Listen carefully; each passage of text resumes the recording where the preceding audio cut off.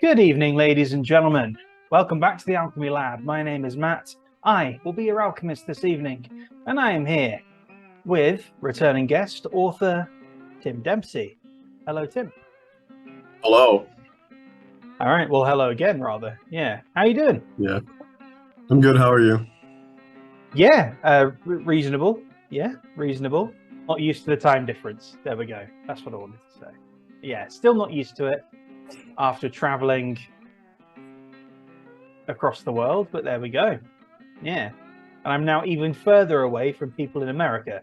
So, yeah, late night recordings are the thing now, I think. All right. So, as we speak, I think by the time this goes up, it will be out. But at time of recording, tomorrow, the second book in the Wilting Blood series is coming out, which is Fatal Whims. We'll be out tomorrow on August 15th. Right. So yeah, as you're watching this, it is out. So go get it. And all right, and it is the second in the series. Yeah, number 2 out of 4. All right, so this is the tricky part. Is kind of sort of giving a an indication of what's in the book without spoiling the book or the last book. So we'll try that. So what's going on in Fatal Whims? So I guess the best way to describe it as Fatal Winds deals a lot with the fallout of the first book's ending, where a lot of events came to head and had their own different effects on the characters of the book, specifically the main character Isaac, along with the fates of some of the other people in the book, tying largely into the plot line, or at least like the Kickstarter of book 2. So the other part of book 2 that's definitely is mentionable, this doesn't really talk about much, is that book 2 is set in a weird stasis time between after book 1, where despite all the crazy things that have occurred during that climax of book 1 and the setting being very shaken up by it, nothing has happened yet. For 2 months, everything has kind of grinded to a halt within the setting of Fallen Day on both sides of the war, and it's palpably not like a normal halt. It's not a peace or anything. It's more so that this ceasefire is being maintained by almost a third party, probably related to the end of the last book of and this is being done for reasons people don't really know. Obviously, the only person that knows is the one holding it. And the main characters of the book, the protagonists of the book, try to use this time to prepare themselves for when inevitably the spark goes off again and everything starts up even harder than before. Right, so the war's kind of holding its breath. Yeah. While they're working out what this new, because there is a big new situation Yeah. as of the end of Red Revival. Okay. All right, interesting. Yeah. And that's one hell of a shakeup. Yeah, definitely. Yeah. And a new, yeah. I was about to say something, but it might give something away, so I won't. All right. Okay, interesting. So this is the second. I don't know if I asked you this before, so I'll ask it again now, even if I did. So this is the second in the series, the first being Red Revival. Yep. So how many are you planning to be in the series? 4 books. 4, okay. All right. And okay. So something that I've found, it's something that I found when writing a series as well.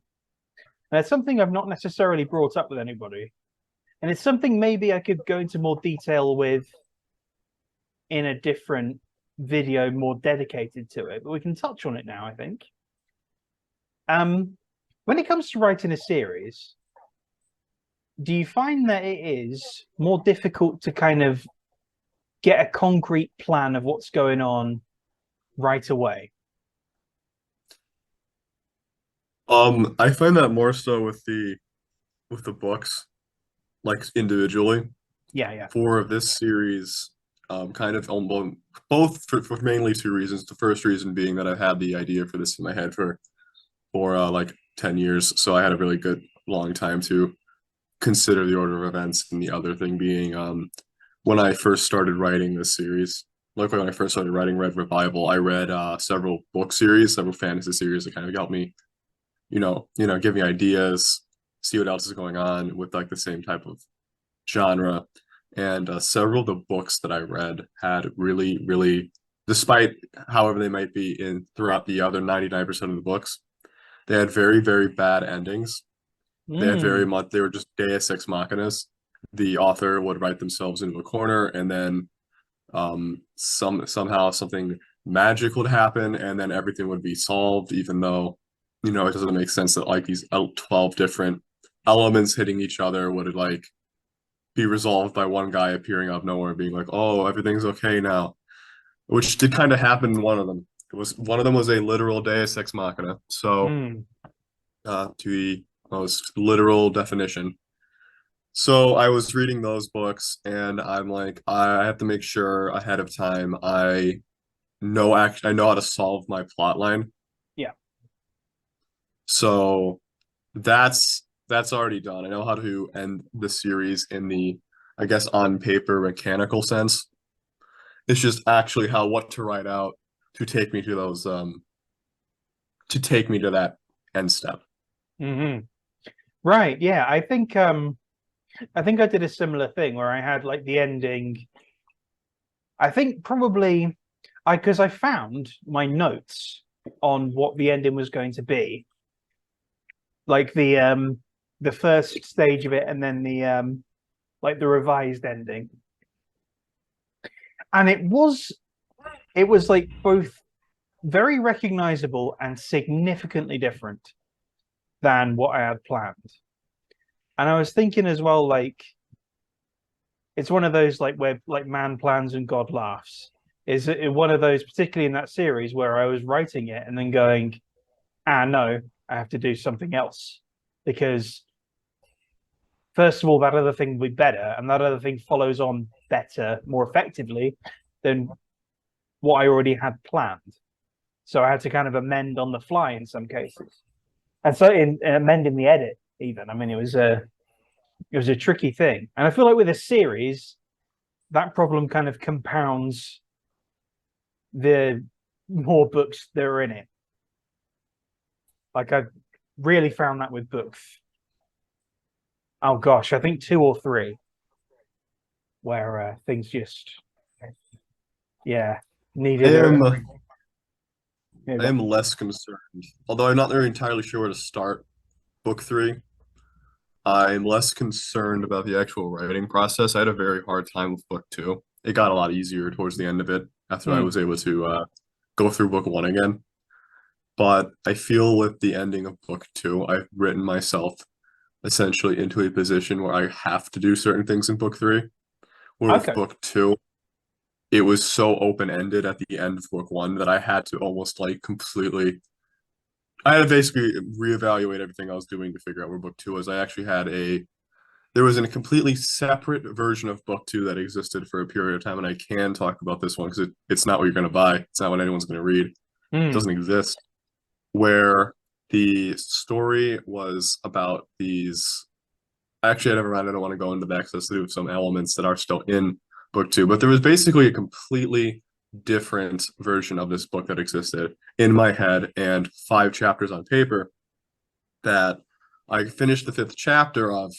And then 2 days later, after thinking about it, realized this book isn't going anywhere. This isn't going to actually give me anything. So, more specifically, I realized something was missing from it mm. than in book one. And luckily, there's this weird mini podcast thing I did with my friends, my one friend actually, Hmm. set in the setting of Fallen Day. And it's using a game system I made for it. But specifically, um, I know I said that up before. More specifically, though, and I go again saying it. So there was a vibe that was consistent between both of these entries, I guess. Mhm.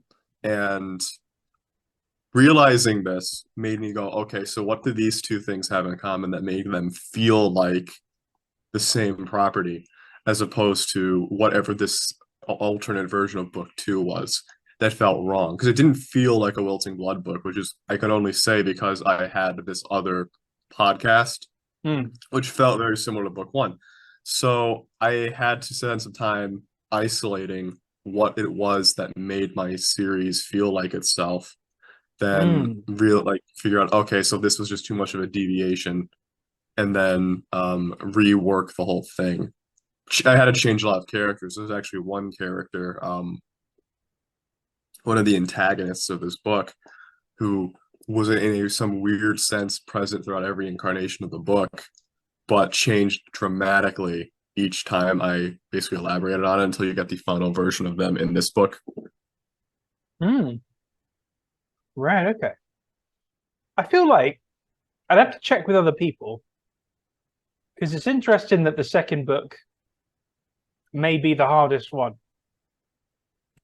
It certainly was for me. Like in that series, the Burning Plains was the hardest of the four Guardians to write. Um, and I don't know why that is. It seems like there's because I think there's probably a variety of reasons for it. Part of it probably is finding the identity and the tone of what the series is going to be, as you said, and taking the characters forward.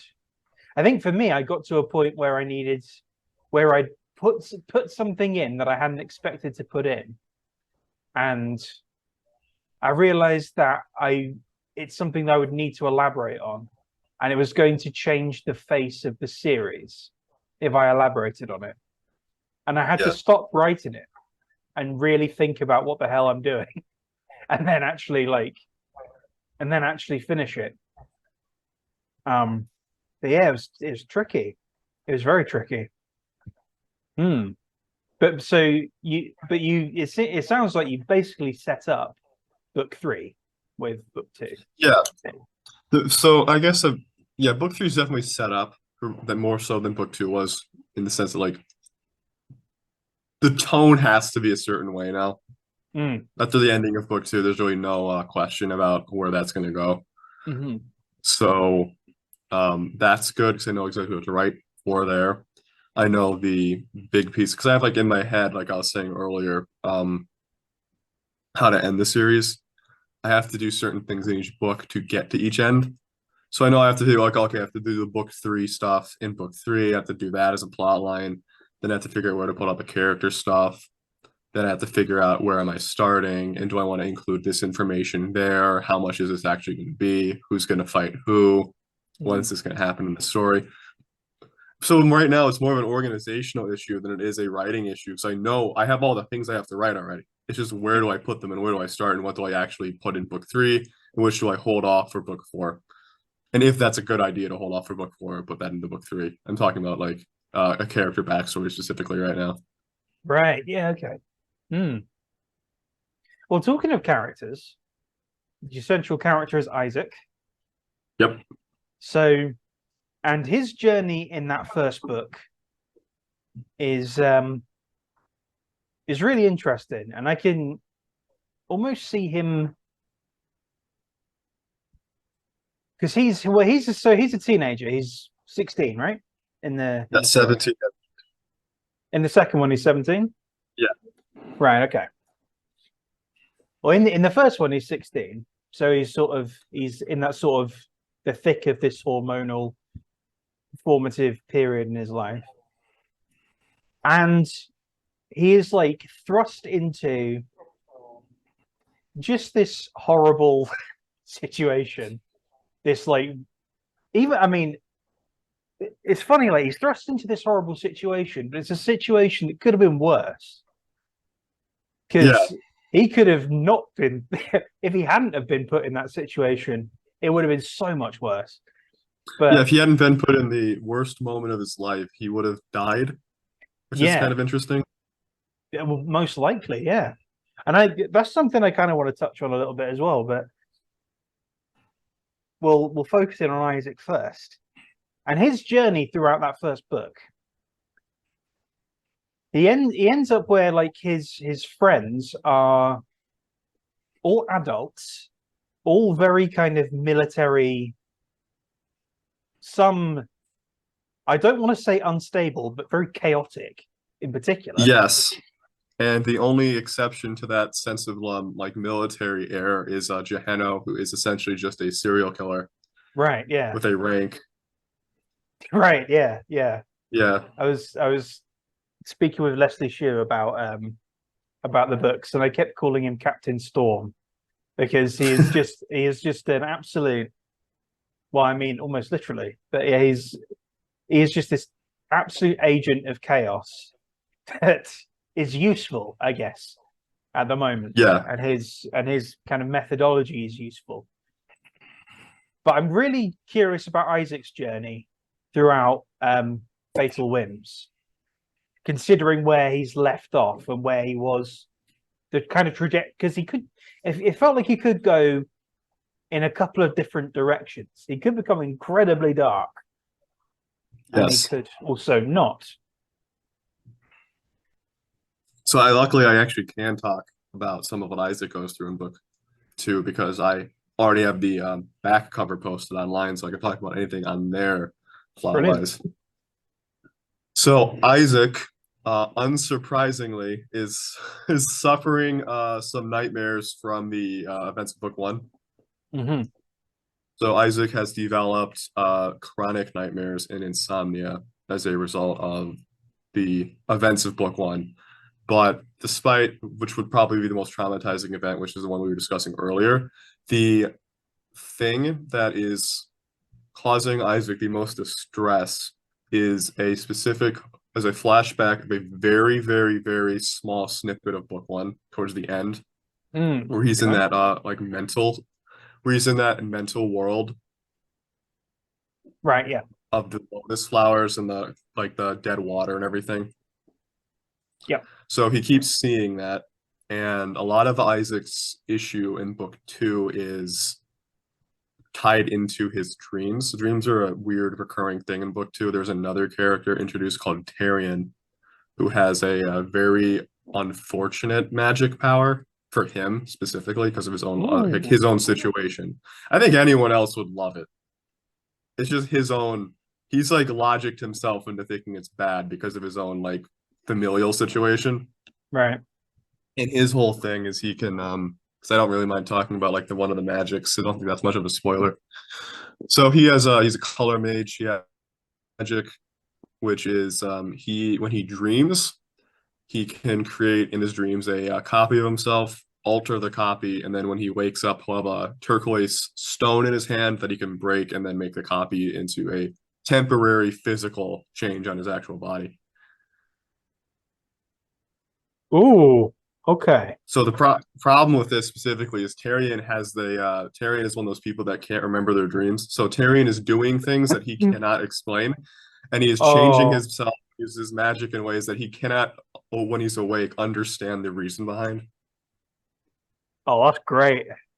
So he ends up looking Oh, really that's great. deformed when he does it, and he doesn't know why he's like torturing himself like this because asleep with his subconscious and everything active, he can explain very easily why he's doing what he's doing.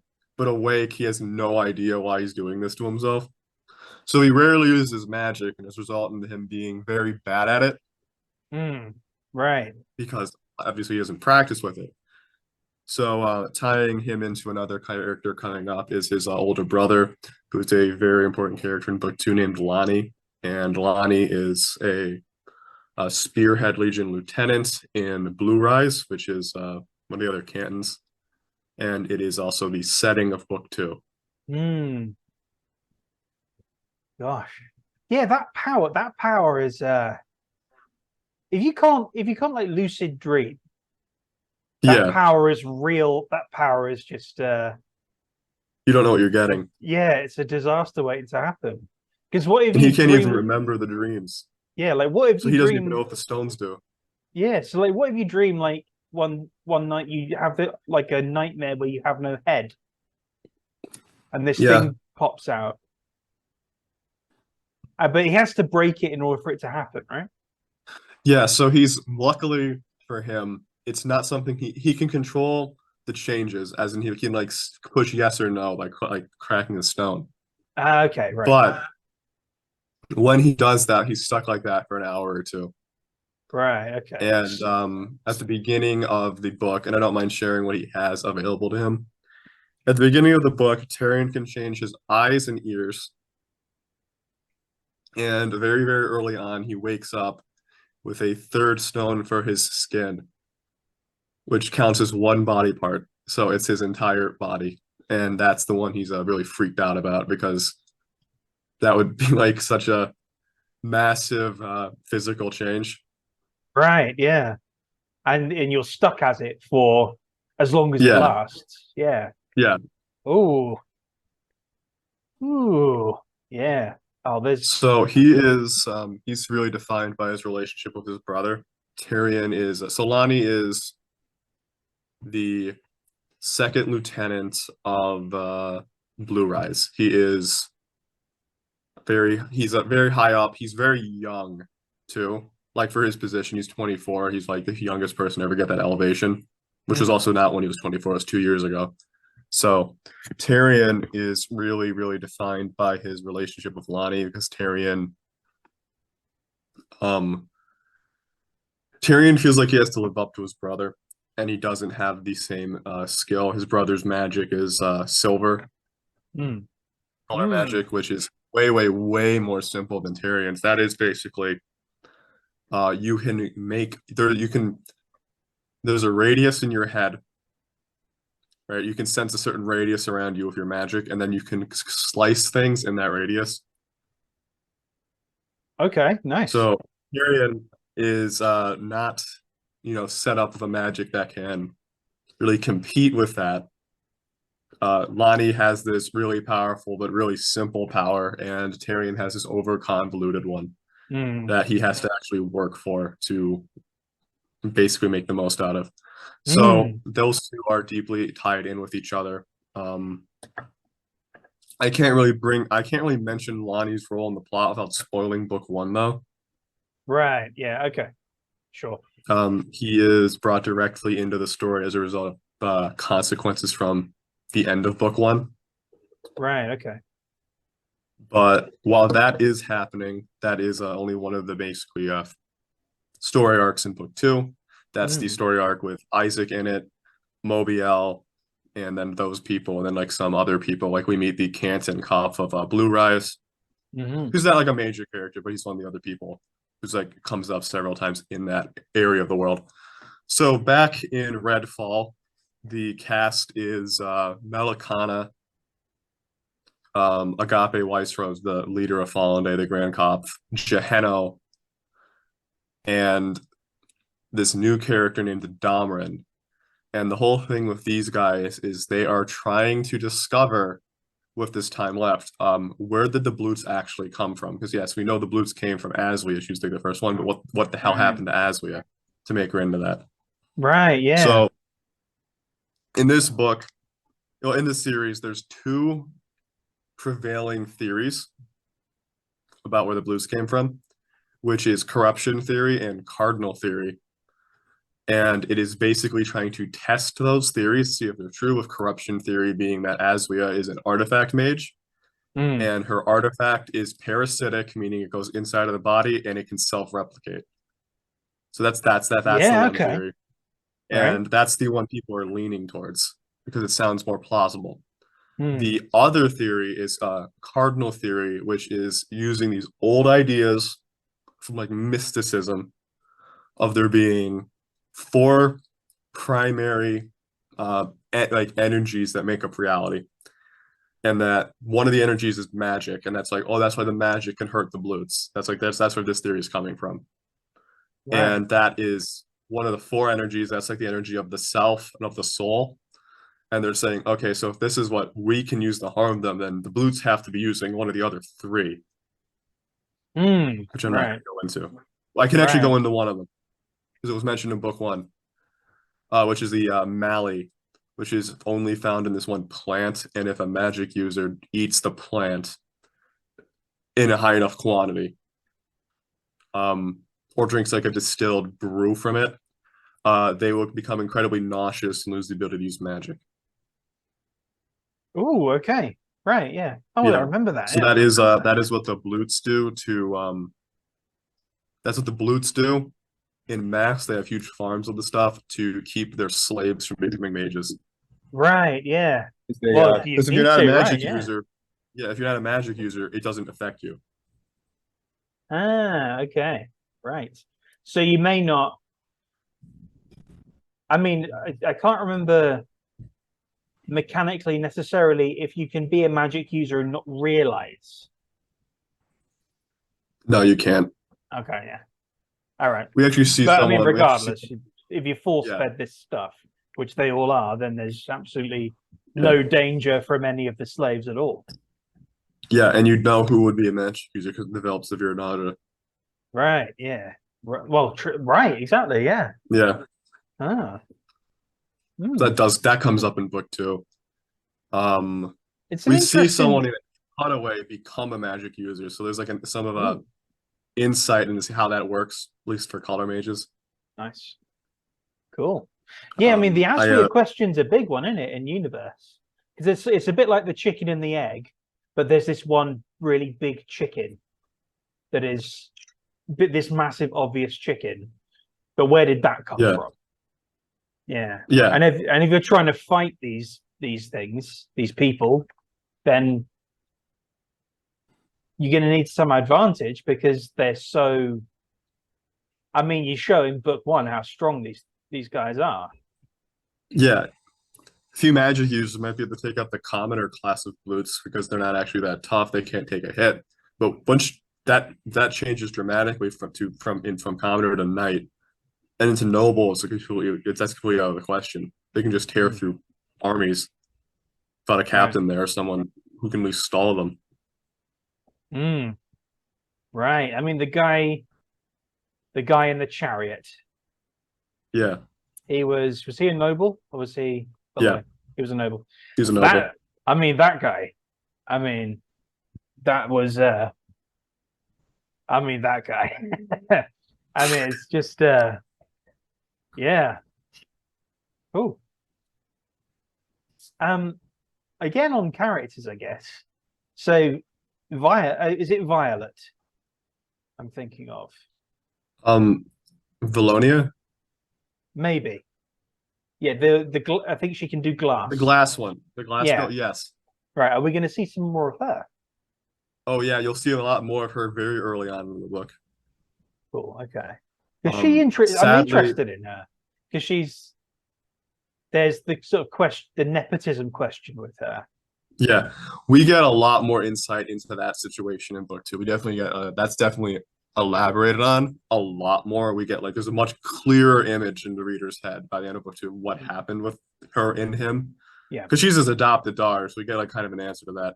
Hmm. We don't get what we end up, but the answer also raises more questions, which I'm not going to get into because it tells you Okay. more about Sync. We do Hmm. see a lot more of Valonia. We learn about Valonia and how she actually is able to use magic to make up for her own frailty. And Hmm. we see her several other times in the book where she gets more screen time. She's going to have a lot more screen time in book three, specifically Hmm. her. But Sink Nadine, the third captain, her adoptive father, also does get a ton of new chapters. And he does play a major role in the story. Hmm. Because even with the sort of nepotism question that's floated in book one, Yeah. it's That almost also like comes that conflict between her and Isaac also does come to head in this one. right. Like that, Yeah. at least the philosophical conflict that they have about her Hmm. being kind of like predestined to be fine during that selection. Yeah. I mean, it's. I mean, well, the thing. Well, also with Isaac. I mean, in a sense, because if he didn't have his power, his specific Yeah, power, he'd have been kind of passed over as well. yeah, but he But didn't know that he was going to be fine in the selection. right, yeah, it's that's true, yeah. And on the other Yeah, side of it, it's almost understandable in a way. Like if you have the option of taking your adopted daughter out of a meat grinder, you would just do Yeah, it. Like absolutely. there's There's a no chapter question. in book 2 called Meat Grinder. Oh, Yeah, okay. just wanted to Are mention we that going to one. see the meat grinder? Yes, yes. I was Uh, wondering about this. yeah, you Yeah. you do actually get this. You actually we get to see that. We get to see that in motion. We get to see Oh, that part of book 1 that Isaac was so afraid of happen in book 2. yeah. So that's because that's one of the things like in book one. Because book one, like it is quite astonishingly violent at times. Like book one. I mean, like the action in it is very like visceral and very like, and Yeah, it pulls no punches whatsoever. And that I was like, oh, okay. That like this is an incredibly violent world, and we're not being shown where all the rest of these people are going because it's obvious where they're going, and it would just be like, oh gosh, that would be a really, yeah. Like these are the really people we're seeing are the ones that are surviving. right. Yeah, yeah, Yeah, like these are the people who are like good at going like living through this. Like we're not seeing the people that can't fight. yeah. Right. Yeah. So another interesting book 2 detail is that last epilogue at the end of book 1, Mm, where Aswia makes that thing. yes. That is greatly expanded on. Ooh, very good. Mm. All right. You okay? My hype has increased considerably. Yeah. Very good. Yeah. Okay. Because I mean, it's a world ripe for very ripe for expansion, and Yeah, particularly there's a lot more considering expansion too. right. I mean, because I mean, in book one, I think we see. I mean, we don't quite see the front line, but we see sort of an expedition into enemy territory. We see the two Yeah, cities. I think we see like the red state, and we see like the city, kind of the citadel, where they were training at the yeah. beginning. Book 1 is a straight line up and down Redfall Mm, right. from Roseroom to Amaranth. Yeah. And are we going to get any? Because one of the things I really liked about book one as well, and it's something that I also try and do, is we got from some blue perspective, particularly from like the kind of the sort of I forget his name, but the kind of politician guy, for lack Cabra? of a better word. That's the guy, Cabra. Yeah. Yeah. Is there going to be more of that? There is a lot more blue perspective. Like I was saying earlier, about the different perspectives in the book, different story arcs. The third story arc in the book, and the second biggest, is actually the Blood story arc, Right. which follows one specific character like pretty obviously, as it would have to after the end of book 1. So we get to see her perspective chapters. Well, yeah. And the other character I was talking about earlier, who the one who was like who changed a lot from initial conception to practice. Right. So I think I could say a name. So there's another Luke perspective we get of a character named Siegbin, and he is the main antagonist of this book, I guess is the best way to say it. Right. Obviously acting on the will of another character, but he's very aware of this and he's a zealot of his the Aswean religion. Okay. So he's also the lord of a city. Mm. So we get to see some of how the Blute cities run. We get some details on that. Um, the slave pits, the stuff like I mentioned earlier. A lot of the stuff with that. So we get more of the Blute perspective. We also actually learn about two major political events in Blute history. Um, which have to do with Siegbin's brother. And Siegbin is basically a character who is trying to, I guess, clean his family name from what his brother did. Okay. I don't know if that's incredibly loud, if the mic is picking I up. can't hear it. Okay, right, good. A main road in Bishkek is literally like 10 feet this way, and it's loud. So, yeah. occasionally just there's a wail of sirens sprinting by, or like a drag race or something, and it's just like that. All right. Okay. All right. So a lot of things kind of coming together, and a lot of things moving forward here. How much, Yeah. in terms of like length, is this book longer than Fatal? No, this one is Fatal Limbs. Is it longer Yeah. than Red Revival? At all? Yes, but in the most technical way, it's like 7 pages longer. Oh, okay. Right. I believe it's like only a handful of pages longer than that one is. Okay. Right. Okay. Interesting. All right. So I got a couple of questions that have been sent from elsewhere, Okay. and then I might potentially switch topics because you mentioned tabletop stuff a moment ago. So Yeah. the first question here is it's kind of a symbolism question, and it could kind of open up if this kind of motif is going to come into Fatal Whims at all. But in Red Revival, flowers and the symbolism of certain flowers are mentioned often throughout the story. Did you create your own symbolism and meanings for the different flowers within the story, or did you base it on traditions and meanings associated with flowers in real life? Hold on, actually, the answer right here. No, those are real. Okay. Those are not me. You can look those up. I got a lot of them. I have this book here. And I use a lot of the Oh. flower aspect of it when writing the book to try to find good symbols to put into scenes. Oh, very good. It's actually possible to spoil the entire plot of book one if you know one of the flowers symbols. Oh. Oh, very good. What was that book? The Secret. That is the Element Encyclopedia of Secret Signs and Symbols by Adele Nazadar. Oh, that sounds like very good reading for someone who is writing any kind of fantasy. Well, I mean, any kind of novel, really. There's It fantasy is. in particular. Oh yeah, because fantasy, you can make the griffin symbol just a griffin. Hmm. You can make them like way more just like literal than just like, oh, Yeah, there's a painting of this size. Like, yeah, no, this guy's riding a black griffin over the city. yeah, yeah. So Right, yeah. Oh, fantastic. All right, so those are all okay, and that motif is continuing, I guess, in Fatal Whims. yes, it's very hard to see on the cover. It's probably gonna be easy in person when you're actually holding one. Right. The cover flower for book two is a blue lobelia. Okay. Yeah. And would the meaning behind that spoil the book?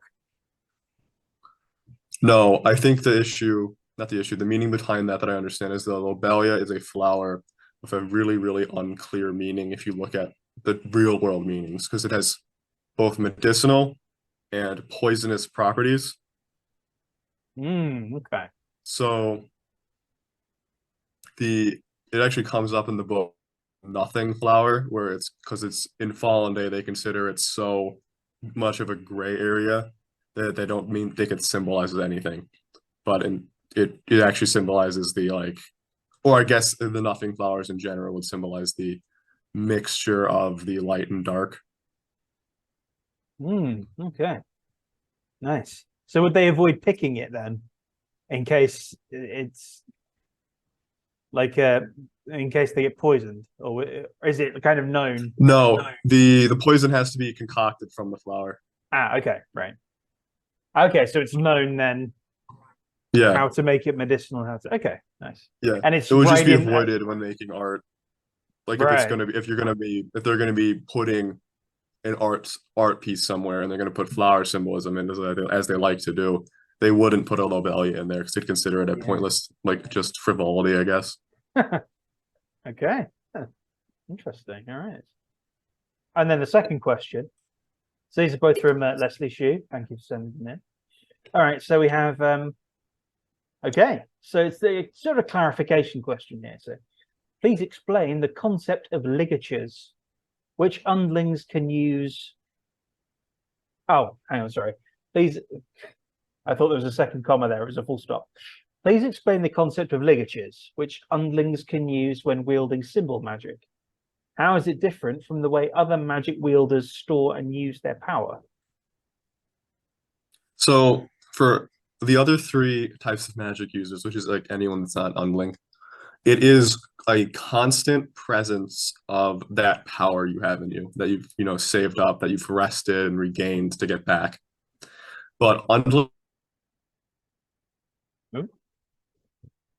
bunches together into nodes.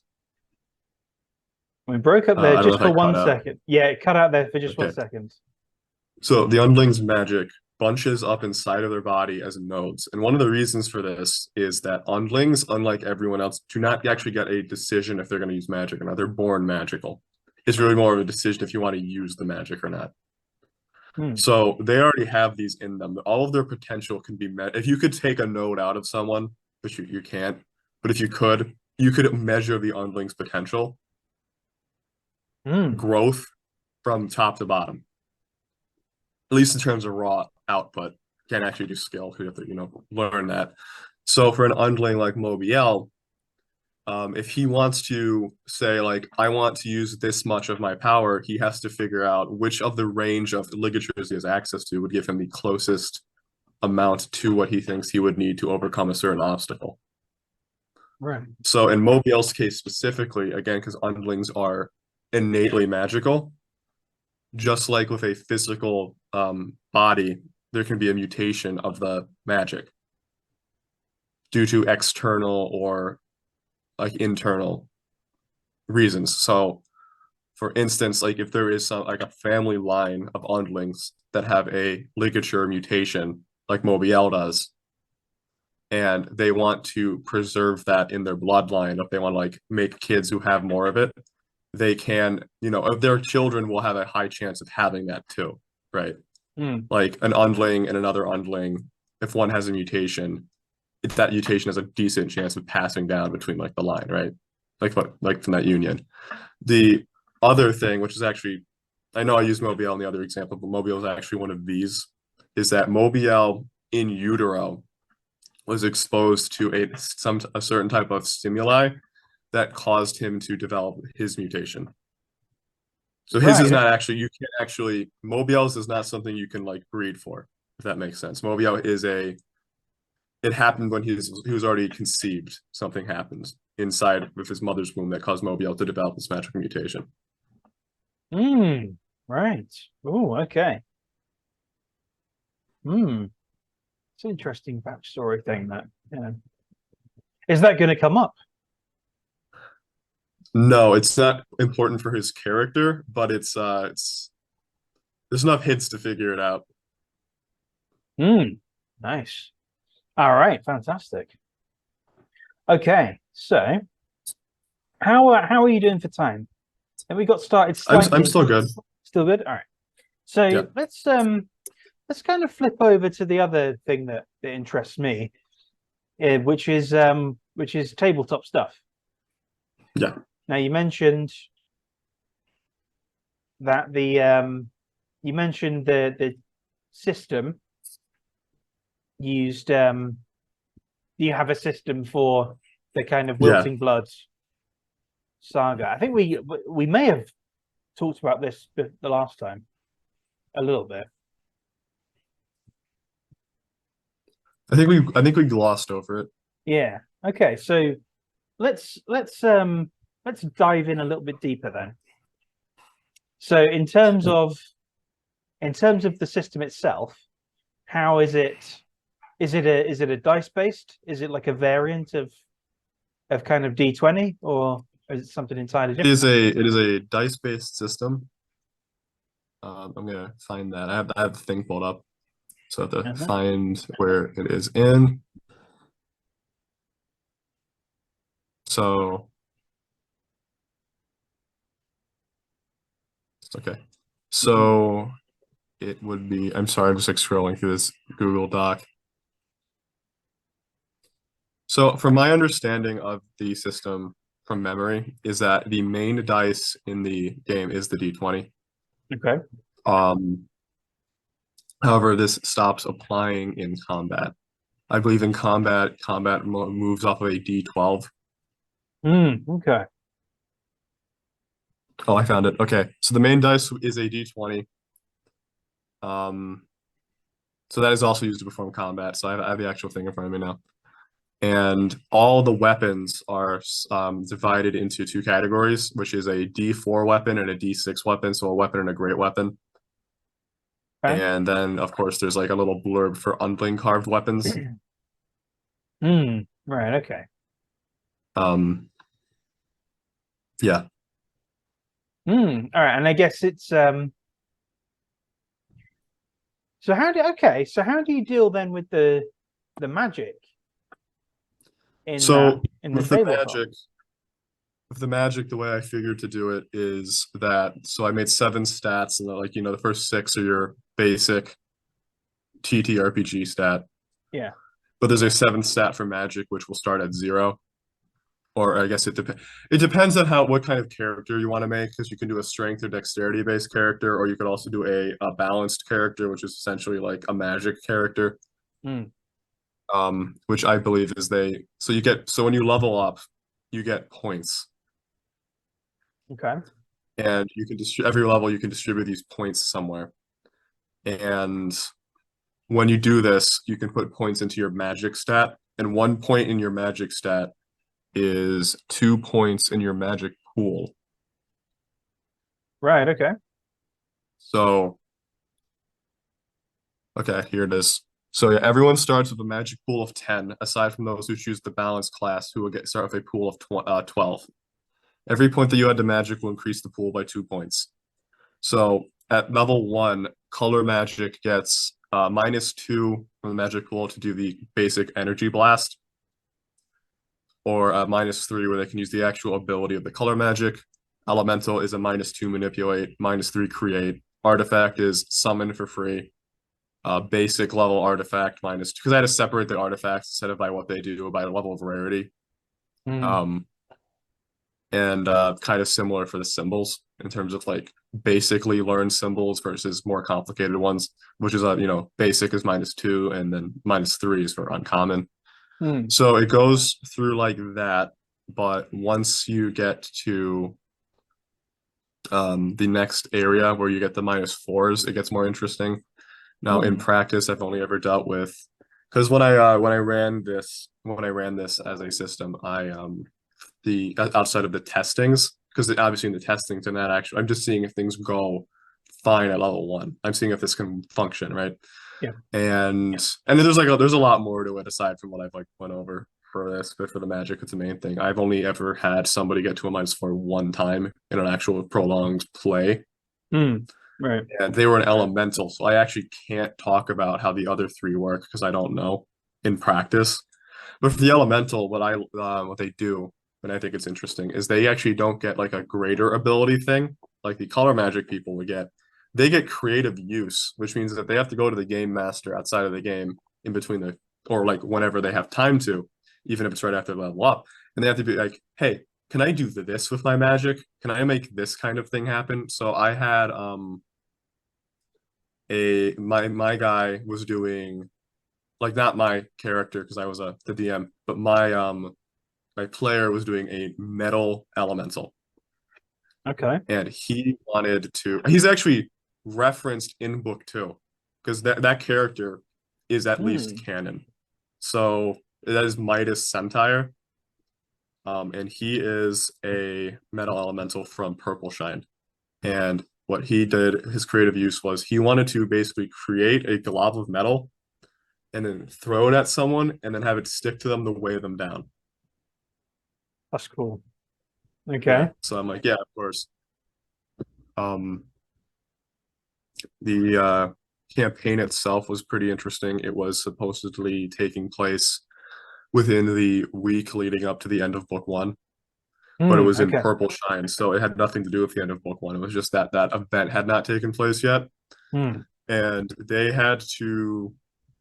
were hired out from the Auxiliary Legion to the Canton Kopf as basically like special ops, expendable special ops. Hmm. They were sent to investigate this bandit group that had started up, and they had to do things like team up with like privateers, because there is there is loot hunter pirates, basically like pre-existing privateers in Fallen Day who were kind of conscripted. Hmm.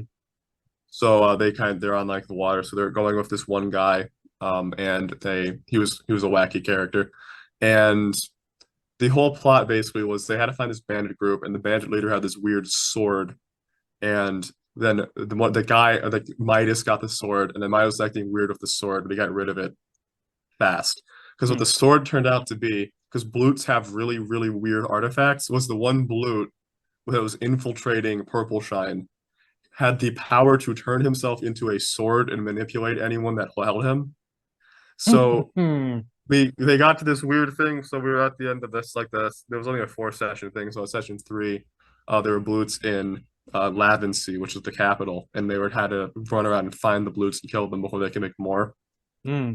And they were wondering how the blutes got there in the first place. It was that the sword guy was making them. So they found a blute with the sword, and they killed him, and then they left, or like they hid somewhere because the guy was saying some weird stuff. I believe it was like 2 years ago, so I have a hard time remembering exactly what happened. But like the sword like cracked and blood shot out of it, and like the guy like unfolded from it. So they Hmm. had to eventually take care of that guy, and that was the finale for that. Hmm. Oh, I like that's good. That's really cool. Yeah. It's like it reminds me a bit of a character in Dawn of the Black Sun, as Tim O'Burnham's new book. Who falls falls in league with a sword that is up to no good, let's say. Uh, I don't know if last time we talked I had been gripped by the disease of making lots and lots of one pages. Um, it is a disease.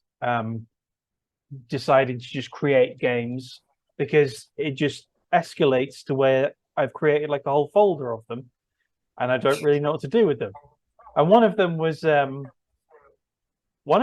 like very magic based, where I thought like, okay, and it was like a basically an imagination fueled one almost, still running off like D6s, but the Yeah, idea behind it was you were like hedge wizards basically. It was like you could go to like a magic academy, but you haven't. You've gone to this dude in the bush who who like runs a magic school out of a shed, and he's just like, yeah, yeah, you guys just kind of make your own powers, man. And he gives you like a pamphlet, which will turn into a spell book eventually.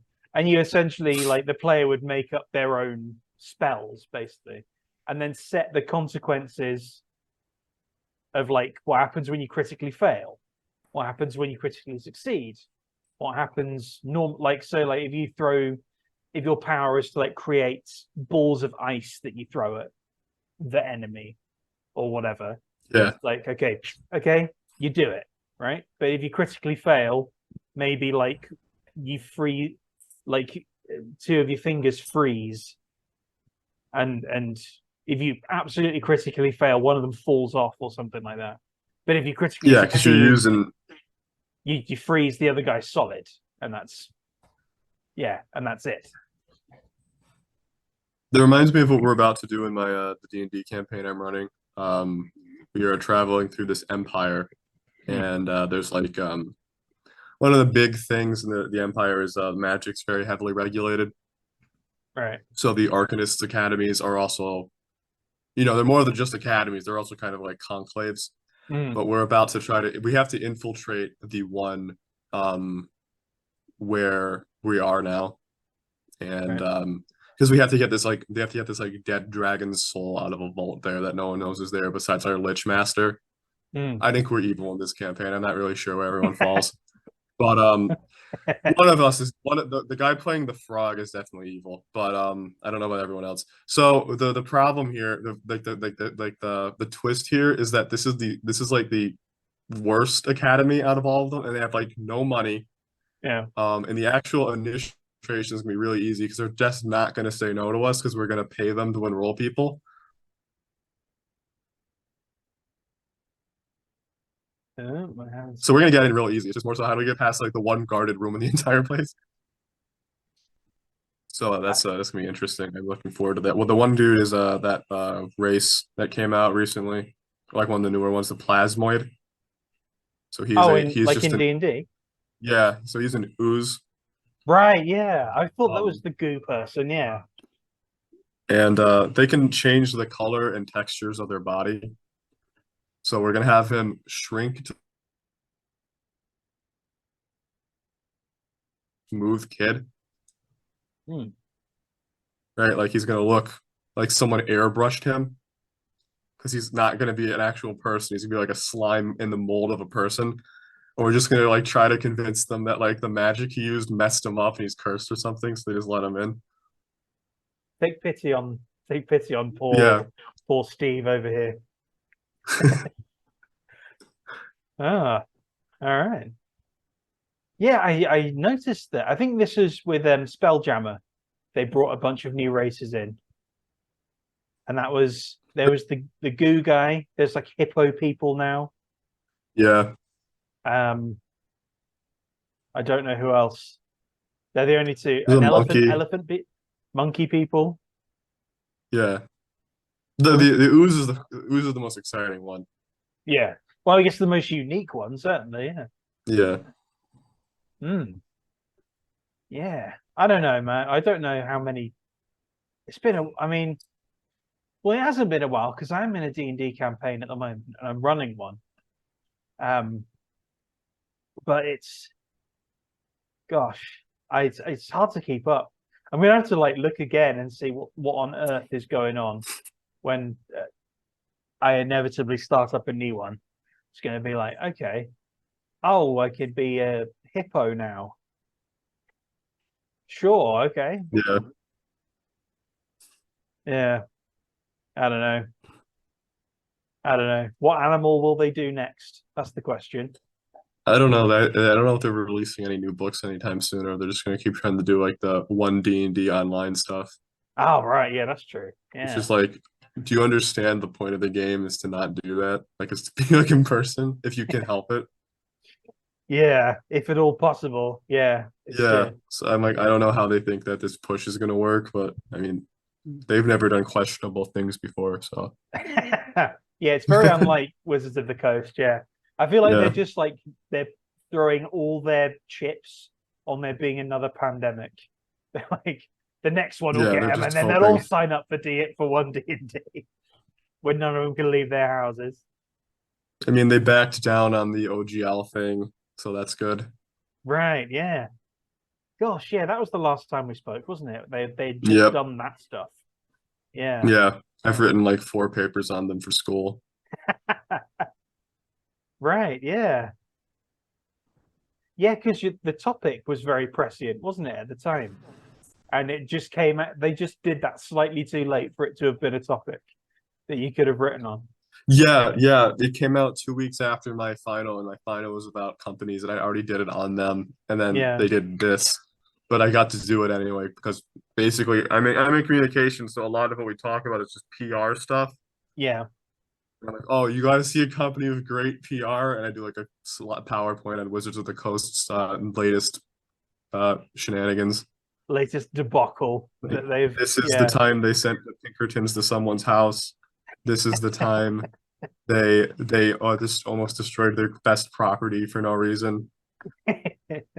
This is the time they hyped up a book for 3 years and then wrote it, and then it was terrible because they got like because they this is the time they didn't give the people writing the Magic the Gathering lore any they didn't have them talk to each other, so the stories are talking about different things. Yeah. Yeah. Yeah. This is the time that they completely removed all the credit for the guy who created the Forgotten Realms. Yeah, it's a right old mess, really, isn't it? It's a right Yeah, old mess. this is the time they tried to remove the OGL, and they almost wanted to. Then they D&D became the D&D lost to Pathfinder. Here's the second time they did this. With the exact same results. Yeah, The exact same results. yeah. On the other hand, we have Paizo, who this is the time they looked at what D&D was doing and did the other thing. And there are several examples of that where they've I created. I love their origin story. It was they were just so disgusted with what was happening with D&D. They're like, we can just do this better than you. And then Yeah, Wizards of the Coast making a terrible decision, reversing the decision, becoming the most popular role-playing game on the planet, getting referenced in media all across the board, and then trying to reverse the decision again. yeah, And it's yeah. like, what are you doing? We don't feel like it's monetized enough. Like, okay, make more products and people will buy them. Yeah, it's yeah. Well, let's see if they've learned their lesson for the second I don't time. think they have. Yeah. No, I don't think they have either, but there you go. Yeah, I would have stopped playing D&D already if it wasn't taking so long to finish the campaign that I'm currently doing. We're like 2 sessions from the end. Only two, and then I can just be shot of D&D. But yeah, we'll see. It'll probably take another 2 months to finish that campaign. Yeah, because we've completely moved over in Streets of Mir. Like we've gone straight to Alchemy, and that's Yeah. has been a good decision, I think, because it's getting an extended playtest. Have you had a go at Pathfinder at all? I've actually only ever played D&D. That's kind Hmm. of because the way I got into TTRPGs, though. There's always kind of just been some campaign or another running. Yeah, yeah. Like a D&D or a D&D variant, I guess. Yeah. No, I played this one system one time before, and I have no idea what it was. It was a one Hmm. shot. It only used D6s, and I don't know what it was. I Oh, really I played it. It was really, really, really like easy. okay. Um, but I someone basically went to a D&D session, and the person who was hosting it was not the person who was running it. Hmm. And the guy whose house we were at like handed everyone these things and was like, "Hey, we're gonna do this really quick because I want to see how this system runs." Hmm. And we did it this one time, and then that was the only time I've ever encountered it. I don't even have the name. Hmm. Running off D6s, yeah. Was it sci-fi? No, it was another fantasy thing. Hmm. I have no idea. The only D6 games that I can think of, well, actually, there's a bunch of them that I can think of, but the only ones that I can think of that would be easy are Lasers and Feelings, which is, I think you just have two stats, Lasers and Feelings, and you roll D6s to determine if you succeed or not. And Blades in the Dark, which is a bit more complicated, but still not that complicated. Blades in the Dark is fun. That's a lot of fun. I do enjoy Blades in the Dark a lot. Um, Pathfinder is like D&D but more difficult, and with seemingly a bit less opportunity to be quirky. If you're quirky in Pathfinder, you're in trouble. You're probably going to be killed by a goblin. It's it's a tricky game to wrap your head around. But I did enjoy it. I did enjoy it while the game existed. Um, it's just that next. It feels like the next best thing, I suppose. That or Starfinder. I'm interested in Starfinder. That seems like Pathfinder with a bit more bolted on to make it a bit more kind of unique almost. I just wrote about this, so I know what happened was they overtook D&D during fourth edition, Yeah. but it wasn't like fifth edition came out and everyone ran back to it. What happened was that Pathfinder was already on a year-long downturn when the fifth edition was being launched. So what was happening was people were already getting sick of Pathfinder. by the time fifth edition came out. So not only did Wizards fix what they were doing with the OGL and then make a new edition that was comprehensible, but Right. they also Pathfinder was also independently taking a downturn. So people were already looking for something different. And Yeah. then once that happened, we got caught in the cycle that we're still kind of in. I mean, depending on decisions that Wizards makes, if we stay in or not, but Mm. of D&D becoming a phenomenon, and then Pathfinder just happened to be, wilting at the wrong time when 5e came up, and then got caught in this whirlwind. Mm. Right. But they're doing better now. They're still gaining players because of the OGL situation. People are still not forgiving Wizards for that a little bit, at least. Mm.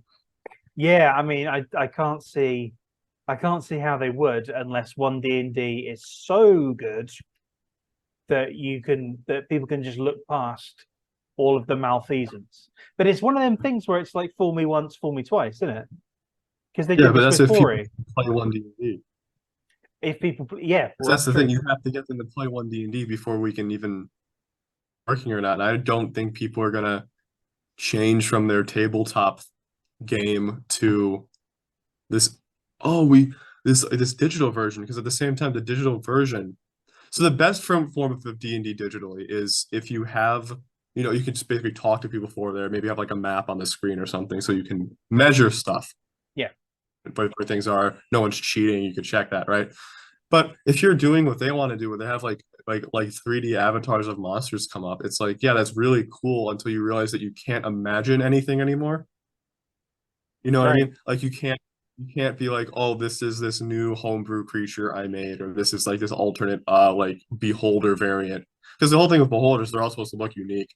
But they're all gonna look like generic red beholder number 5 or something, Right. as opposed to like the gem beholder or something. Because you're gonna be taking a huge aspect of the game, which is the mind's eye variant, and the crazy fact that no one is seeing this game the same way Right. who's Yeah. playing it, and you're gonna be throwing that out the window. It's just gonna be basically be like it's gonna be like any other video game online. Mm. Yeah, it'd be no different to Baldur's Gate, except multiplayer Baldur's Gate, I guess. Exactly. You'll just be making Baldur's Gate with no interaction because just Mm. It's yeah. The thing that the thing that could happen, I guess, is people will just continue playing 5e and not move over to one D&D potentially. I mean, but what are the odds of them not making the same mistake for a third time? oh, they're gonna do it. Especially when they're going to own all the digital rights and things, all the digital models are going to be through one D&D, so they will own it all anyway. Yeah, except for the fact that they can't take your rule books from you. Well, yeah, You've unless bought they them send the already, Pinkertons and then after you you. could yeah, but then you could go on to Zoom and just do D&D through that. Right. The Yeah. Or problem with it is Discord. they're trying to restrict an unrestrictable thing. It's just Yes. all you need for D&D is information. As long as you have the information, you can play the game. Mm, So right. they're trying to as much as possible, but all they're taking away are luxuries. Mm, They're not actually taking away your necessities. right. Yeah. Yeah. I mean, this is the thing that they ran into immediately, trying to monetize, imagination, other people's Hmm. imagination. No, you can't do it. Yeah. All right. So, um, whether I don't know what the release schedule, if there will be any for any of these one pages that I've made that I need to play test most of, will be. Um, the one I've play tested is Starfighters, which is fairly robust, but getting it a little bit cleaner and nicer on one page is another story entirely. But we do know the concrete release date for Fatal Whims, Yep. which is as we're recording tomorrow, as it's Yes, it up, is. as it's up, it's already up right now, so go get it. And yeah, thank you for coming back on, Tim. It's been a Absolutely, absolute pleasure. anytime. Yeah, it's been an absolute pleasure, and we will have to at some point do some tabletop stuff. I feel like Absolutely. there's like a core of people, the core of writers that have been on here that also do tabletop, and it's gonna be like, yeah, let's just get a bunch together and just kick it into high gear. I think it'll be a good time. All It was right. good. All right. Well, good luck with the book and everything with the book. I'm hoping it flies off the digital shelf and the real shelf. And yeah, thank you for watching, everybody. Now, normally I would put up, I would have shown you things by sharing the screen, but my internet in Kyrgyzstan is somewhat finicky, as you may have seen. So instead, I'll put all the links and things in the description down below. Tim, where can people find you, get in touch with you, do all that? The best place to find me is on my Instagram, which is Tim Dempsey Author with an underscore between Tim and Dempsey and author, as well as McKeeb Sequence, MEKEBE sequence on minds.com. Awesome. Right. Well, you can find me here, of course, at the Alchemy Lab on YouTube. Also, you can find me at Drunk Wordsmith on YouTube, which is our second channel and a place where a lot of just random stuff seems to be going up right now, like poetry and extracts of my books. But you can also find me on Minds at Matt Waterhouse Author, on Substack at mattwaterhouse.substack.com. Also on Instagram, I think also at Matt Waterhouse Author. I would need to double check that because I never shout out my Instagram. And yeah, you can find all of my books and things on Amazon, and also you can find Tim's on Amazon. All Yes. right. So once again, thank you for coming on, and thank you for watching. Absolutely, anytime. All right, and I'll see you all next time.